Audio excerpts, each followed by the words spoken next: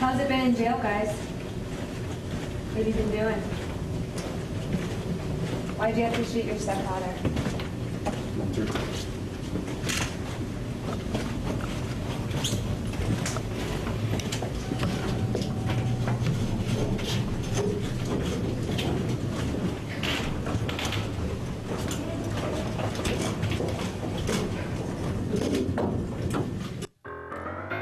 Buenas noches, bienvenidos. Esta fuerte imagen que acabamos de ver para presentar el programa con algo que ocurre sistemáticamente en los Estados Unidos no debe influir en su idea de cómo será nuestro programa. Vamos a ser libres hasta de nosotros mismos para hablar de la edad de la imputabilidad de los menores. La discusión de estos días tratada desde todos los ángulos imaginables. Seguramente en el transcurso del programa varias ideas irán transformándose en usted como nos ha sucedido a nosotros, viendo anticipadamente parte del material. A esto lo invitamos, a la experiencia de desafiar sus propios criterios en un tema que es tan importante y tan relevante para la sociedad argentina. Inmediatamente después de la pausa.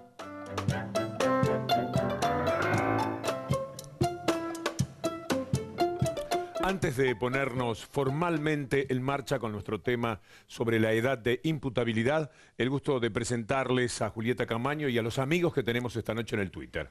Muy buenas noches, Víctor Hugo, muy buenas noches a todos ustedes y ya están tuiteando quienes van a estar haciendo gala hoy de @BDL Víctor Hugo. En primer lugar está el señor Julián Axat, él es periodista y además poeta, defensor del Fuero de Responsabilidad Juvenil de La Plata. Dice: buenas noches, Víctor Hugo y audiencia. Florencia Arrieto, que es abogada penalista y además presidenta. Y que tiene una participación muy importante en el programa, Julieta. Totalmente. Sí. Y bueno, presidenta de la ONG Arde de la Ciudad, también nos ha saludado. Cristian Alarcón, él es el director de la revista Anfibia y además del sitio Infojus Noticias. Estará tuiteando con nosotros, nos ha saludado también. Y en cuarto lugar, porque hoy tenemos 4 tuiteros, va a estar también Emilio García Méndez, que él justamente es, aún no tuiteó, pero va a ser también muy importante su participación. Julián Axat dice: para hablar de ley de responsabilidad penal juvenil hay que develar la cantidad de niños presos hoy en Argentina, que son muchos. Todos estos tweets en @BDL Víctor Hugo.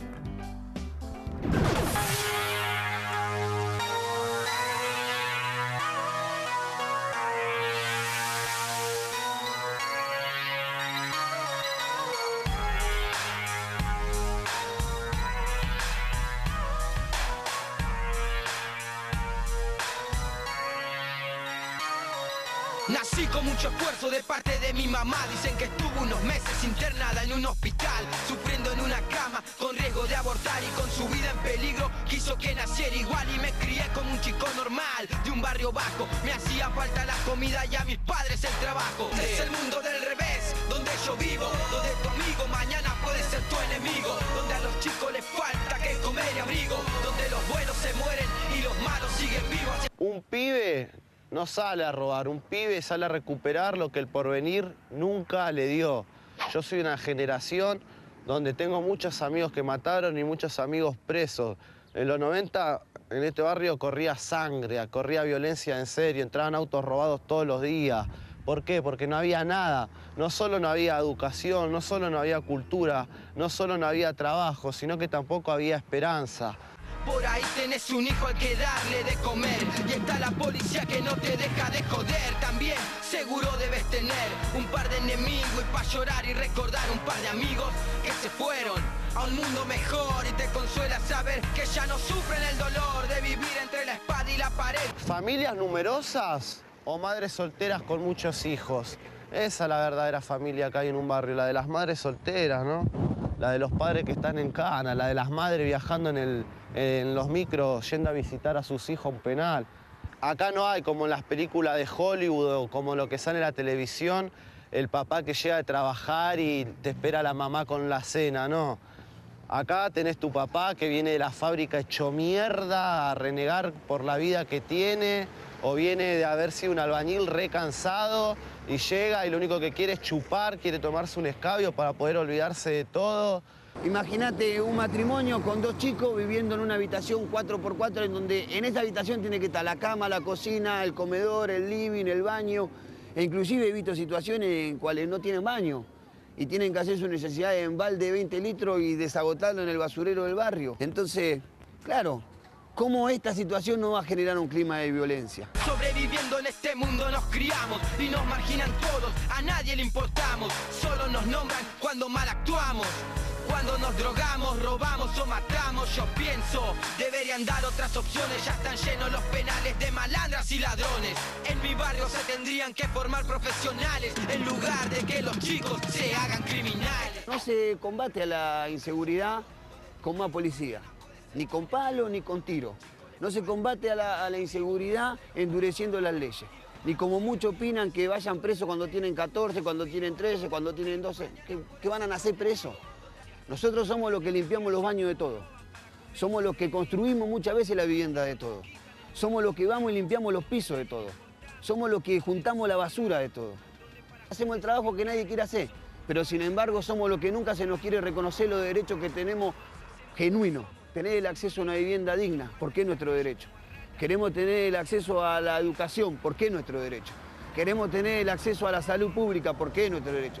Queremos tener el acceso a la igualdad de oportunidades. Es el mundo del revés, donde yo vivo, donde tu amigo mañana puede ser tu enemigo, donde a los chicos les falta que comer y abrigo, donde los buenos se mueren y los malos siguen vivos. Es el mundo del revés, donde yo vivo, donde tu amigo mañana puede ser tu enemigo, donde a los chicos les falta que comer y abrigo, donde los buenos se mueren y los malos siguen vivos. El pibe que roba lo meten en cana y te sirve para llenar el diario con un buen título, para llenar minutos de noticiero, te sirve para que se tapen otros problemas, para que el problema de todo parezca la inseguridad, cuando el verdadero problema es la falta de cultura y la falta de valores que tiene esta sociedad, la desunión, el egoísmo, la discriminación y el prejuicio. Este es el mundo del revés donde yo vivo, donde la policía en lugar de cuidarnos nos inventa causas, donde los chicos no tienen infancia y trabajan en la calle o roban para comer y sobrevivir,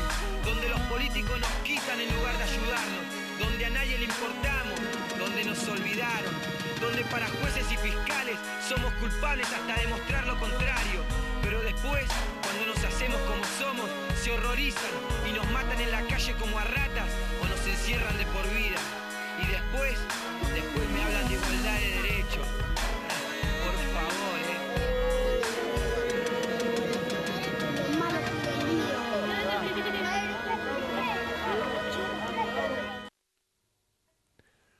Un chico de Fuerte Apache será también protagonista del programa de esta noche.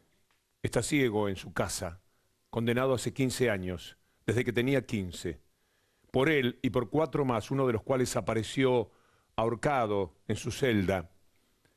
La Argentina ha sido condenada por la Comisión Interamericana de Derechos Humanos, con la que ha firmado un acuerdo. Por eso Estados Unidos es diferente, porque no lo ha hecho. Pero la Argentina sí, y hace pocos meses fue sancionada por un episodio que se remonta a 1999, profundamente vinculado a la discusión de estos días. En un fallo inédito, el fallo fue para uno de ellos reclusión perpetua. Instaló un debate en torno. Yo no los dejaría libres para nada. Está bien, y que los juzguen como tienen que juzgarlo, como verdaderos criminales. El gobernador juzgado. Y en la Argentina hay que optar por uno de los dos, hay que optar por la gente o por los delincuentes. Ningún menor puede ser condenado como un adulto a la máxima pena de reclusión. En 2002, el Estado fue denunciado ante la Comisión Interamericana de Derechos Humanos por los casos de 5 jóvenes que recibieron perpetua.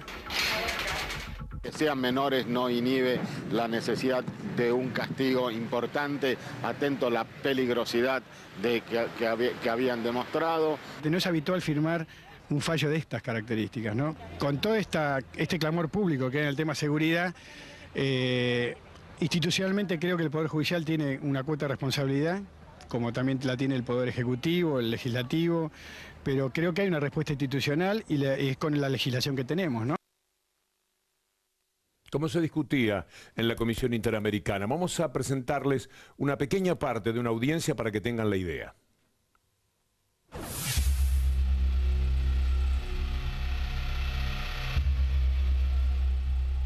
Y quizás nunca supe lo que él sintió cuando llegó allá al penal, porque él trataba de que siempre yo estuviera bien, trataba de darme fuerzas y siempre me alentaba, así que no supe cuál fue lo que él sintió. Mamá me dijo ese día, en el momento, antes de la condena, ese día, estate tranquila, porque vos siempre dijiste que mientras hay vida hay esperanza, y si yo he pasado todo el dolor de estar con todo esto y estoy vivo,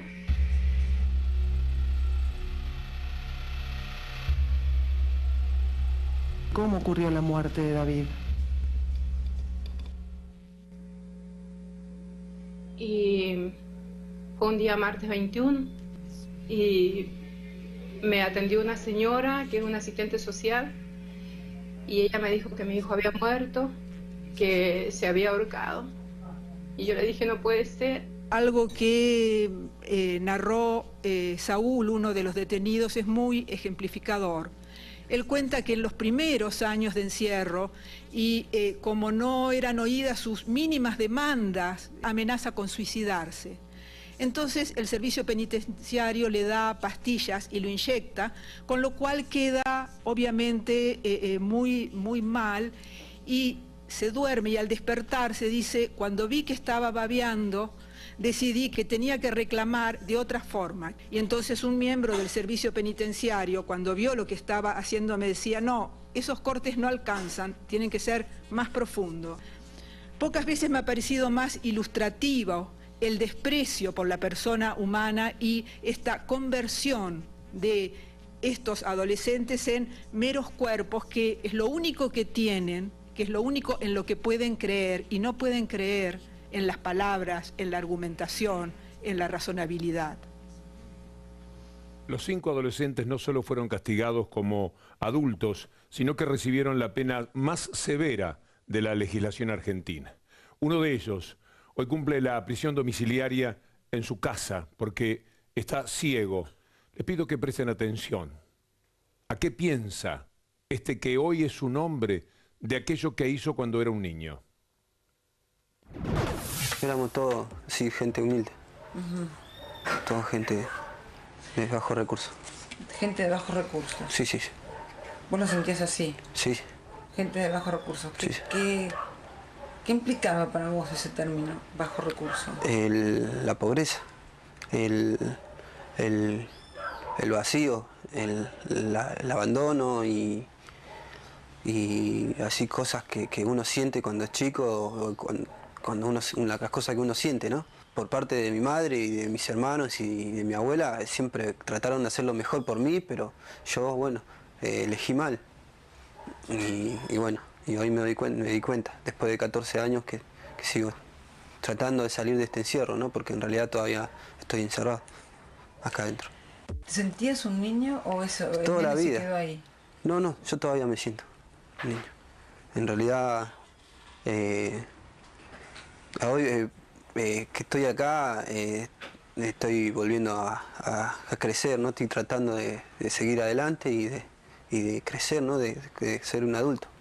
Pero en realidad en todos lados donde estuve siempre me sentí que yo no correspondía a estar ahí. Todavía se siente un niño. Y sobre esto encontramos una palabra ejemplar para entender el tema desde ese lugar, de una evidente tolerancia. Ya vendrán otros tramos del programa, disintiendo quizás con lo que van a ver a continuación, pero nos emocionó mucho pensar que todavía él siente que es un niño, que no pudo ni evolucionar, lleva la mitad de su vida en la cárcel. El que le vamos a presentar es un juez español, se llama Emilio Calatayud. Escuchémoslo hablar de esos niños y después le contamos algo más sobre este juez. Nosotros hemos juzgado 35 asesinatos homicidios. Llevo juzgados del orden de las 99, la semana que viene hago las 100 violaciones. Y llevo juzgados del orden de 16.000 a 17.000 chavales. Porque salen las cuentas desde el 88 a una media de 800 casos al año, mirad los chavales que yo he juzgado. Cuando yo hablo de un tío duro, hablo de un tío duro. No hablo de un chaval que coge 2 o 3 coches.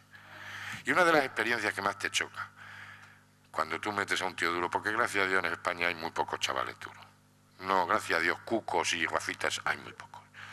Y cuando tú metes a un chaval porque ha cometido delitos muy graves, gravísimos, y lo metes en un centro de estos, de Oria o Algeciras y demás, sobre todo las primeras semanas, cuando a las 10 de la noche se encierran en las celdas, se apagan las luces y se cierran las puertas, allí no se oyen voces de asesinos ni voces de atracadores, allí lo que se oyen son llantos de niños, porque son niños los que juzgamos. Lo que pasa es que muchas veces un grupo de menores es mucho más peligroso que un adulto. Pero cuando el chaval se queda solo, en su intimidad, y pierde el apoyo del grupo, se comporta como lo que es. Y lo que os garantizo es que lo que se oyen son llantos de niños. Este hombre tan especial es juez de menores en Granada desde 1988. Cuando tiene que aplicar sentencia, naturalmente por delitos que no son de extrema gravedad, usa, por ejemplo, una condena de 100 horas de servicio a la comunidad, patrullando junto a un policía local por haber conducido temerariamente y sin licencia, o los tiene 50 horas dibujando un cómic en 15 páginas en el que tiene que contar la causa por la que lo han condenado. Él habla también del uso del tiempo que transcurre, del tiempo nuestro, del tiempo de los que están presos, del tiempo de esos jóvenes, de esos adolescentes condenados. 10 años para un menor, 15 años para un menor, es mucho tiempo, es poco tiempo. Porque vamos a ser claros, aquí hay gente de todas las edades. Acordaros cuando teníais 12 o 13 años, esos veranos maravillosos, ese primer chico que nos gustaba o esa primera chica que nos gustaba. Todos nos acordamos de ese chico, de esa chica, y fueron 20 días de enamoramiento, no fue más. Parece que fue ayer cuando explotaron las Torres Gemelas, ¿y cuántos años han pasado? Parece que fue ayer cuando estábamos en el atentado de Atocha, ¿y cuántos años han pasado? Parece que fue ayer cuando llevasteis a vuestro hijo por primera vez al colegio, ¿y cuántos años han pasado? Parece que conforme vamos envejeciendo el tiempo se va acelerando. Cuando yo privo de libertad a un chaval de 14, 15 años, le privo de libertad a 5 años, a 10 años, le estoy privando al 30, al 40, al 50% de su vida con su cómputo del tiempo, no con mi cómputo del tiempo, con su cómputo del tiempo y su percepción del tiempo. Luego no es tan blanda la ley de menores. Vamos a ver qué nos dicen en el Twitter nuestros invitados de esta noche, Julieta. Claro que sí, Víctor Hugo. El primero es de Cristian Alarcón. Dice, una rémora neoliberal tiene que ver con las visiones que tenemos sobre determinados temas. Ejemplo, los jóvenes. Se instaló en los 90. Los menores tienen alta incidencia en el delito. Las estadísticas de 2012 muestran otra cosa. Julián Axat tuiteó, cuando se endurece el discurso de la seguridad, se convierte en mensaje hacia la policía y se evidencia en abuso de las fuerzas. Cristian Alarcón tuiteó, mientras los jueces condenaban a perpetua a los chicos, en zona norte del Gran Buenos Aires, Escuadrón de la Muerte los mataba por la espalda. Hay muchos tweets en @BDL Víctor Hugo.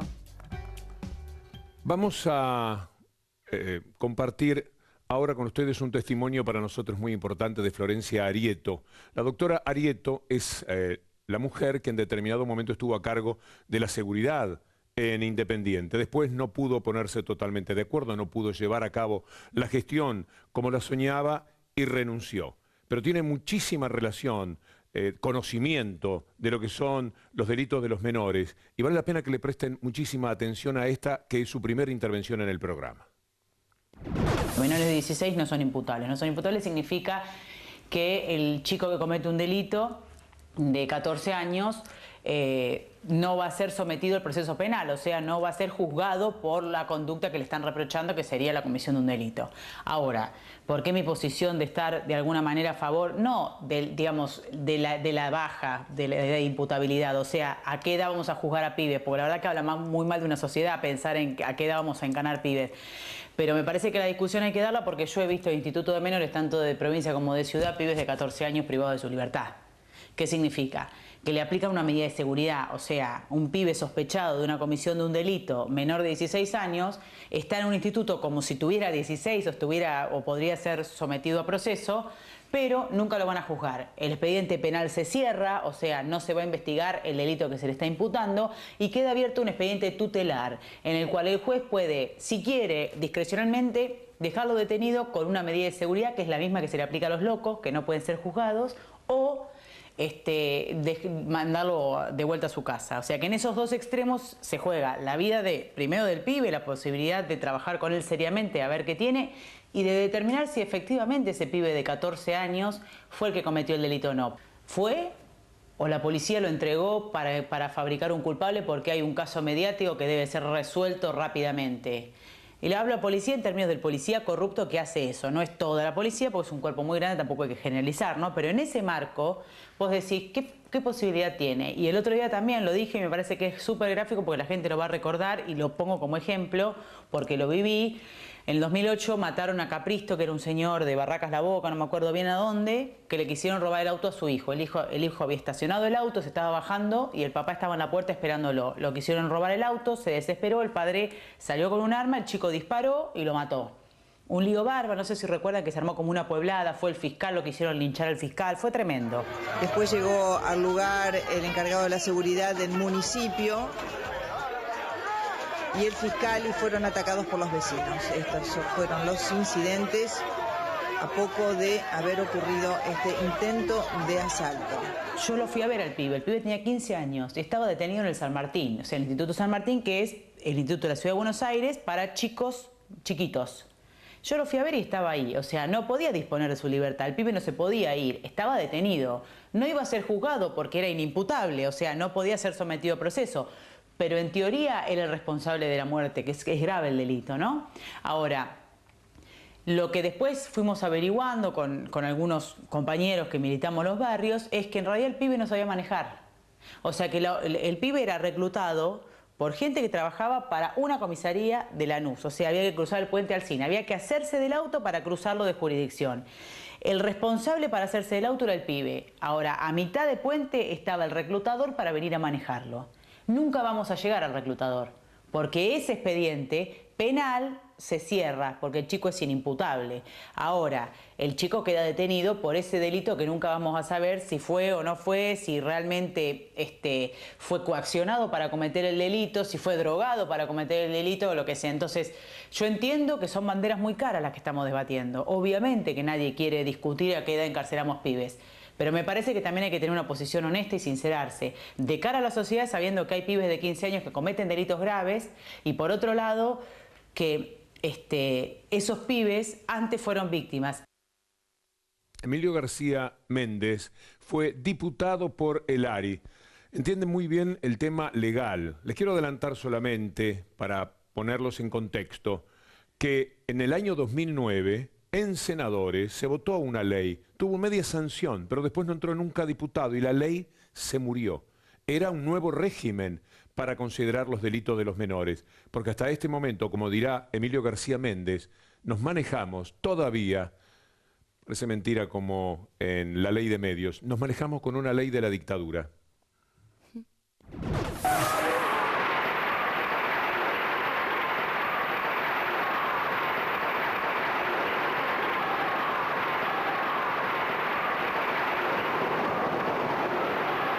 El presidente de la Nación, teniente general Jorge Rafael Videla, compartirá la mesa de su almuerzo de hoy con 13 jóvenes sobresalientes en distintas actividades. Aquí hay un decreto de la dictadura militar, que es el régimen penal de la minoridad, decreto 22278 de 1980, que lleva la firma de Jorge Rafael Videla. 30 años de democracia, ¿sí?, no han sido suficientes para derogar este decreto vergonzoso. ¿Qué dispone este decreto?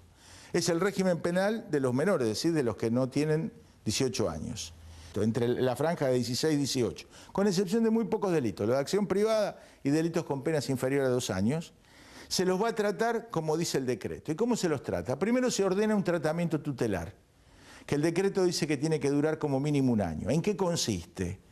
En la práctica consiste que si el adolescente es de sectores medios y altos y ha cometido un delito grave, el tratamiento tutelar consiste en ir al psicólogo 2 veces y luego el juez tiene la facultad, a pesar de que haya cometido un delito grave, de entregarlo a los padres, que de hecho es lo que sucede. Cuando el adolescente imputado aquí, entre 16 y 17 años, es de los sectores más populares, es gente vulnerable, digamos, el tratamiento tutelar se verifica casi siempre en privación de libertad. Entonces, si se trata de sectores vulnerables, y el eufemismo aquí es, el juez debe considerar si está en peligro material o moral, que quiere decir si es pobre, ¿no es cierto? Se cierra el expediente penal. ¿Qué quiere decir que se cierra el expediente penal? Que no va a haber ningún tipo de debido proceso, que no va a intervenir abogado, que no, ¿sí? Los abogados que intervienen mucho más por una cuestión social que por una cuestión jurídica. Se han cometido en relación a la infancia, digamos, más atrocidades en nombre del amor, la piedad y la compasión que en nombre de la propia represión. Si a alguien se le ocurriera hoy, en su sano juicio, ¿sí? ¿A quién se le podría ocurrir que a las mujeres golpeadas vamos a usar la cárcel de Ezeiza para protegerlas de la violencia? Bueno, los menores de edad están en cárceles de menores para ser protegidos. Entonces, cuando se rasgan las vestiduras diciendo dónde los van a poner, sería bueno que se pregunten dónde están hoy. Porque además, desde 2008, ni siquiera sabemos en la Argentina cuántos menores de edad hay privados de libertad. El último dato oficial es del 2008 y según ese dato había 1.800. Nosotros no podemos aceptar que un ser humano esté privado de libertad sin debido proceso. En consecuencia, lo que nosotros necesitamos es un régimen de responsabilidad penal juvenil. ¿Por qué? Porque cada día se hace más frecuente que la criminalidad adulta le tire los muertos a los menores de 16 años. Total, nunca se va a saber, ¿sí? Porque como no hay un juicio de responsabilidad, si efectivamente el hecho ha sido cometido y si el menor ha tenido alguna responsabilidad en este hecho. Este es el debate en el que nos encontramos. Hay un problema referido a las leyes que habrá que corregir, parece mentira.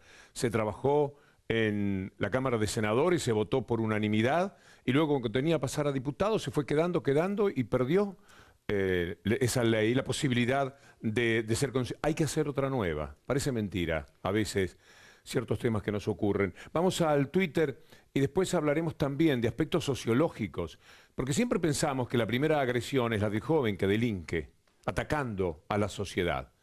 ¿Y la sociedad los ataca? ¿Somos responsables de aquellos años 90?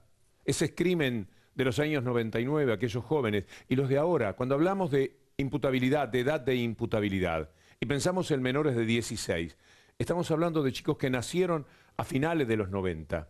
¿Qué se hizo por sus hogares, por sus padres, por el trabajo de ellos? ¿Cuánta responsabilidad hay? ¿Cuál fue la primera agresión? ¿Quién agredió primero a quién? También vamos a preguntarnos eso después de ver en el Twitter qué nos dicen nuestros amigos, Julieta. Bueno, gracias, Víctor Hugo. Hay muchos, por suerte. Cristian Alarcón dice, discutir qué hacer con la justicia penal para jóvenes nos obliga a pensar todo el sistema penal y penitenciario para adultos. Hay chicos de 13 años que quedan, por decisión del juez, encerrados sin proceso hasta los 18. Julián Axat dice, bajar la edad de punibilidad sin democratizar las policías, sin políticas sociales inclusivas, con un sistema carcelario colapsado. Solo el 4,3%, dice Cristian Alarcón, solo el 4,3% de los delitos investigados en la provincia tienen como sospechosos a menores. Y linkea algo que debe estar en su sitio InfoJust Noticias. Además dice, mito 1, los jóvenes matan. Según Procuración de la Corte de la Provincia de Buenos Aires, menos del 1% de los delitos de menores son homicidios. Julián Axat dice, y con la cultura judicial autoritaria que tenemos, va a duplicar la cifra de niños encarcelados. El último tuit, ¿te parece? Cristian Alarcón dice, es importante que pensemos en la trama que rodea a los chicos acusados de delito. ¿Cómo juegan los adultos? Todos estos tweets en @BDL Víctor Hugo. Enseguida lo vamos a tener a Cristian Alarcón también como protagonista en el programa, pero retomemos el contacto con César González. Para nosotros este tema no es ninguna novedad, siempre es parte de nuestra agenda. Lo primero que vieron de César González tiene como 2 años, pero ahora César González se convirtió en un cineasta muy respetado, trabajando sobre estos temas, con estos materiales, con este dolor, con este padecimiento y también con la esperanza. Por eso su película se llama Diagnóstico Esperanza. Fue en ese marco que nosotros hablamos con él sobre este tema. Si uno revisa hoy mismo las encuestas y ve cuál es la principal preocupación de la ciudadanía argentina, uno va a encontrar que es la inseguridad. Y entonces, como sociedad, realmente, ¿tenemos ganas de enfrentar el problema o siempre es fácil? Mano dura, más policía, rodeemos la villa. Yo veo que en eso no se le caen muchas ideas a los gobiernos, por más que yo estoy muy de acuerdo con el aire político latinoamericano. Pero en el tema inseguridad siempre la pagamos los villeros. Yo pienso que en todos esos aspectos que se mejoraron a nivel bienestar son muy fundamentales, son como casi no habría ni que decirlo ya porque no habría que hablar mucho de que es lo más importante tener una casa como hoy tenemos, que antes era toda una villa, rancherío, y hoy son un plan de vivienda con calle de asfalto, cloacas, hay talleres, no sé, hay cooperativas, hay capacitaciones, hay un montón de cosas. Pero después los guachos siguen saliendo a robar full. Y no es porque los guachos son unos hijos de remil puta, subjetivamente monstruos que roban porque quieren y que a pesar no están viendo que el progreso y la unidad latinoamericana, y entonces como no quieren pertenecer a ese cambio, eliminémoslo. Digamos, no, estamos muy equivocados. Hay que reconocer que bueno, que yo pienso, bueno, para llegar a estas casas tuvo que haber mucha inversión y fueron millones de casas. Y bueno, se tuvo que fortalecer la economía. ¿Y cómo se fortaleció la economía? Con el consumo. Y bueno, y ahí está el conflicto. Por un lado crece la economía y por el otro hay un sistema de vida que se sigue reproduciendo, un sistema de valores de vida donde ser es tener. ¿Qué es el consumo? Dale, comprá. Y comprá, no pueden comprar todo. No todos pueden tener lo mismo.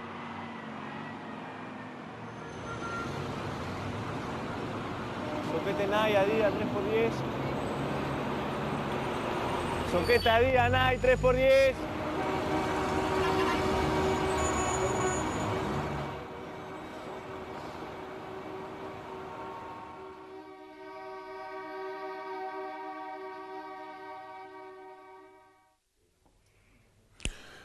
Seguramente lo pensamos siempre en ese tipo de sufrimiento, de discriminación, de invisibilidad. Fíjense ustedes lo que en Inglaterra hace un tiempo, pero muy cercano, sucedía con quienes también se han sentido ignorados, no los tienen en cuenta, no los reconocen, no los atienden, no les responden. Y ellos procedieron de esta manera y lo van a ver a ellos explicar.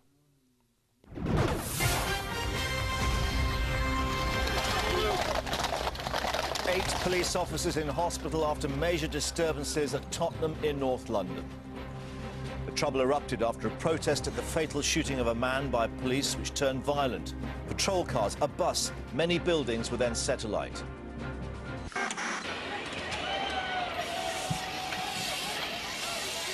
This continued violence is simply not acceptable and it will be stopped. We will not put up with this in our country. We will not allow a culture of fear to exist on our streets.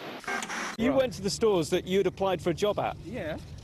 I went across, like, I even went to Clapham, yeah? To go where I handed out a CV. I was like, yeah, you didn't want to reply back to an email, or I come up here with my CV. I was like, yeah, this is payback, isn't it? Payback, boy. And what about you? Any bad feelings at all? Have you ever thought about it at night when you've been sleeping in your bed? No, because I'm watching my plasma that I just got. Feels like Christmas came early, so no. They're not giving us the opportunity to go work hard and show them, yeah, we can do this.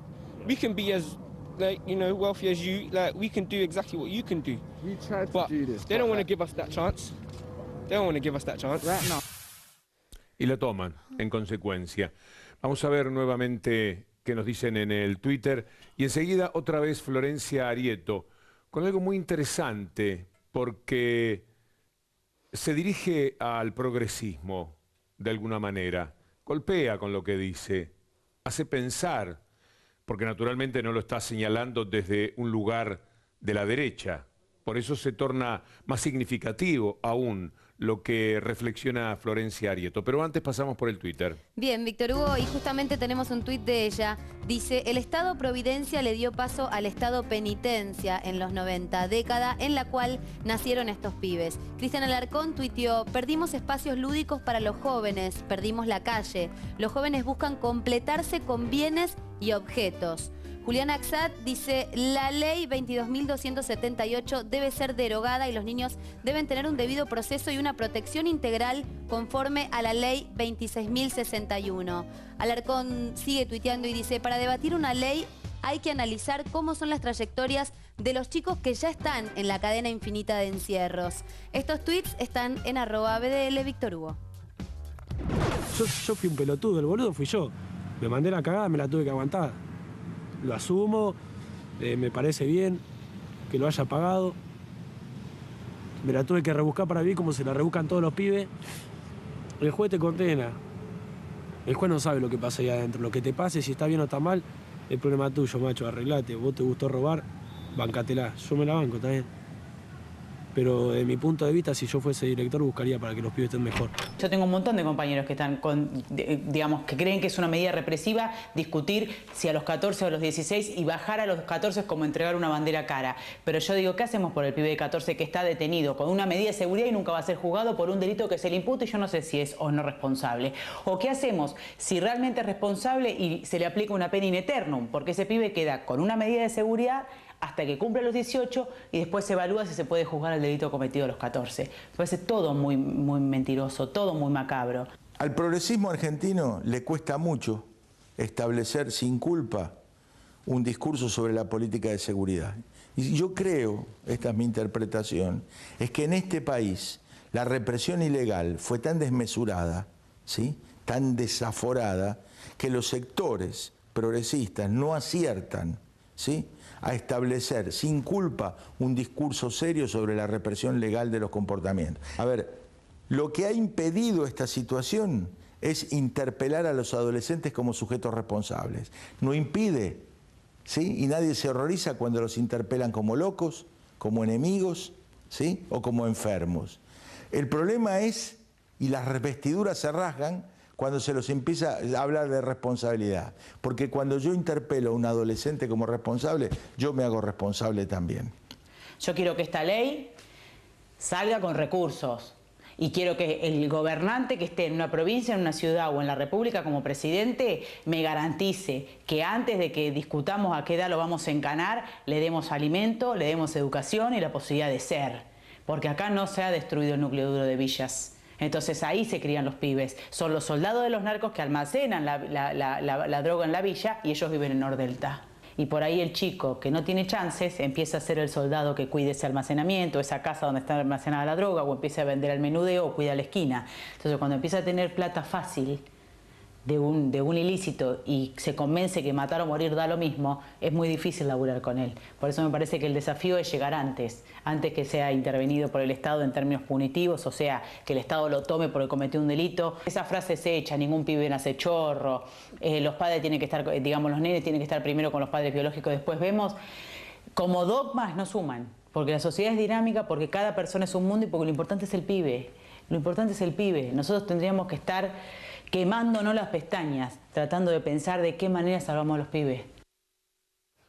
Además de a Emilio García Méndez y a Florencia Arieto, le queremos agradecer también a Andrés Martínez, Santiago Nasif y Roberto Persano y al Inca la sesión de la película de la que vimos un fragmento, Alma Fuerte, del año 2010, El Alma Fuerte.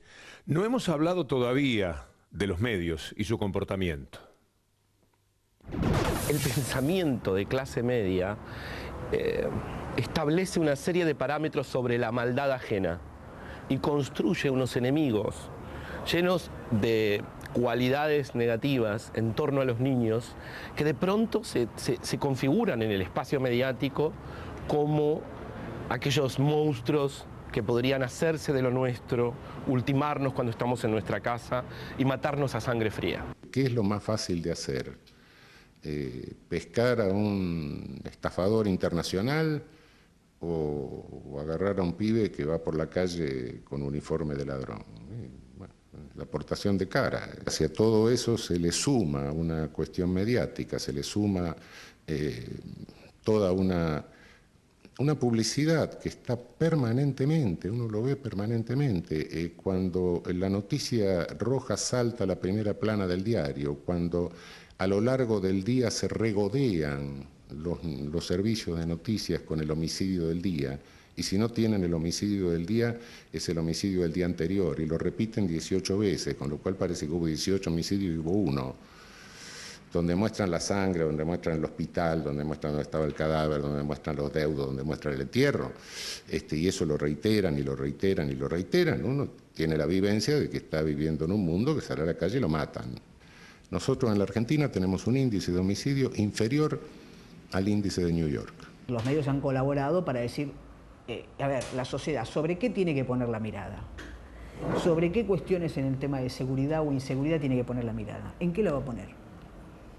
La va a poner en el narcotráfico de gran escala, la va a poner en la adulteración de medicamentos, la va a poner en delitos de enriquecimiento ilícito. ¿Dónde la va a poner la mirada? La pone en estos hechos. Ahora, si para disminuir la sensación de inseguridad tenemos que mostrar una eficacia policial a cualquier costo, bueno, tenemos una policía que está dispuesta a todo. Y los medios están dispuestos además a mostrar que están dispuestos a todo, en nombre de la seguridad de los otros. Es una ficción.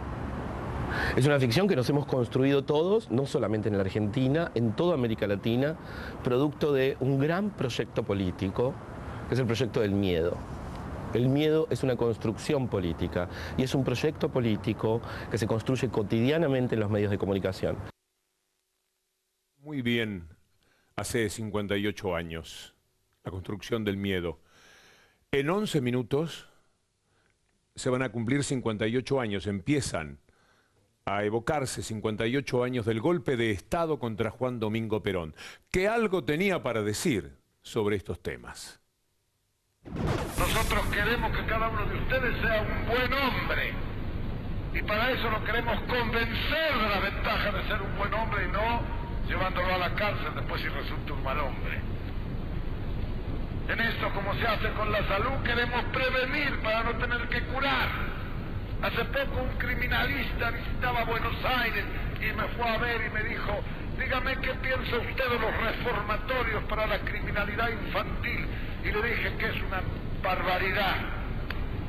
Lo que yo quiero es que no haya chicos delincuentes, no que haya institutos para encerrar a los delincuentes infantiles.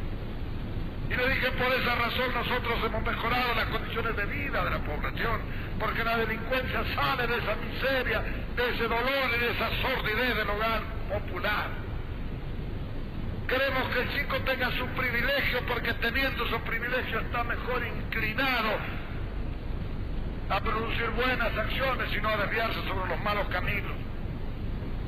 Queremos asimismo que esté bien comido, que tenga diversiones, que tenga lo que debe tener un muchacho para que no se incline mal. Y si a pesar de eso se inclina mal, nosotros nos inclinaremos al camino de readaptarlo, de meterlo al buen camino del cual no debe haber salido, pero no de encerrarlo en un reformatorio. Yo soy contrario a los reformatorios y a todos los que piensan en que el reformatorio puede ser un remedio para la juventud o para los chicos de esta. Vamos a hacer una pausa, se nos ha escapado el tiempo, nos queda mucho material, pero ya volverán estos temas. A nosotros nos importan, saben ustedes, desde el primer día que hacemos bajada de línea. Hacemos una pausa, Julieta. Bueno, Florencia Arieto dice: los menores que delinquen no mueven el amperímetro de la tasa de criminalidad. Julián Axat dice: el reclutamiento de jóvenes para el delito tiene que ver con las tramas del autogobierno policial y regulación del delito. Dice, no hay que romantizar a los pibes, hay que encontrar el punto complejo que evite respuestas brutales.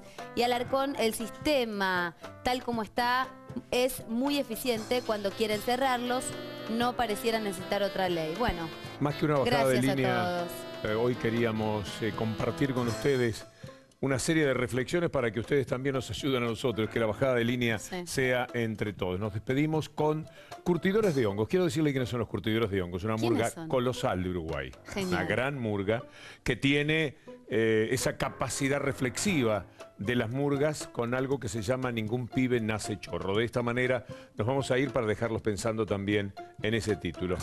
Hasta el domingo, Julieta. Hasta el domingo, Víctor Hasta el Hugo. domingo, si Dios quiere, amigos. Pero una vez tuve un sueño, soñé que éramos iguales. Yo tengo tu mismo origen en el vientre de una mujer. Yo nunca quise ser malo ni andar lastimando a nadie. Ojalá me hubieras visto, me hubieras cuidado antes. Cuando fui quedando solo y mi sueño se truncó.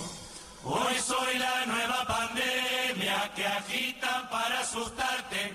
Y solo se agarra un chumbo, salgo en la televisión. Lo que hice ya está hecho, no voy a justificarme.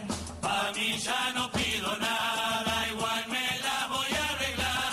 Pero son muchos gurises que están creciendo en la calle. No salgas a perseguirlos, acércate pa' abrazarles. Que un libro y un mismo tiempo pueden más que tu temor. Que un libro y un mismo tiempo